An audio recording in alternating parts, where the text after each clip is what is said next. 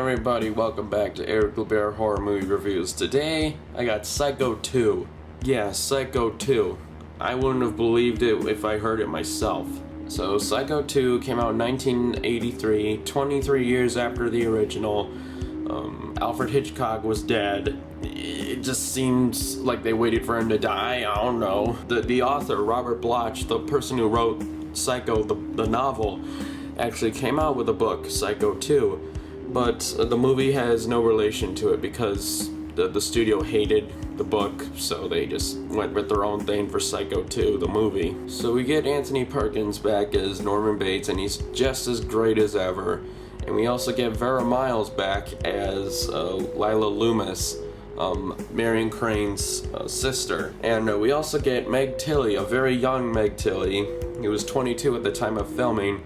She plays Mary Loomis, Lila's daughter. So the movie takes place 22 years after the events of Psycho. Norman Bates has been released from the insane asylum and has been declared sane, so he can return to his home by the Bates Motel to live. Not only does he get the house back, he also gets the motel back as well, but that's not really important to the story. So Norman starts working at this diner, kind of get things going again, and he meets Mary. So Mary doesn't really have a place to crash or anything. Her boyfriend broke up with her, I guess. So Norman lets her stay in one of the motel rooms. But some sleazeball has been running the motel room and kind of turned into a flop house or something. So Mary has to sleep in the Bates home. Now, Norman, we really sympathize with him because he's just trying to get back into society. He's trying to live a normal life. And we feel much more sympathetic towards him, and we root for him as opposed to not rooting for him in the first one. So it's a real role reversal. So it goes much deeper into Norman's problems. There's just so many twists in the movie. It's ridiculous. And I don't want to spoil the movie for you.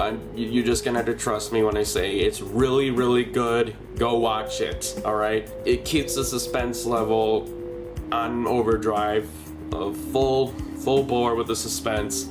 It's not very gory, body count's not that big. It really makes you feel bad for Norman Bates because he's just trying to live a normal life, but something is going on that's making him go insane again, and you feel really bad for him. I highly recommend you check out Psycho 2. I know it sounds like the worst fucking movie idea ever, but it's really, really good. It's really good, and the general consensus is that it's okay. It's got a 6 out of 10 on IMDb. But I'm giving it a 7 out of 10. It's a sequel that didn't need to happen, but it's more than welcome to stay because it adds on to Norman Bates' character. It continues the story properly, and it doesn't feel cheap or anything because it's well made. It's well acted. Anthony Perkins, friggin' phenomenal. He fills the room. Or at least he filled me with nervous energy throughout the whole movie. You never knew what he was gonna do. He was like a ticking time bomb, kind of like in the first one, but this one it's just maximum. He is really about to explode. So I highly recommend Psycho 2. 7 out of 10.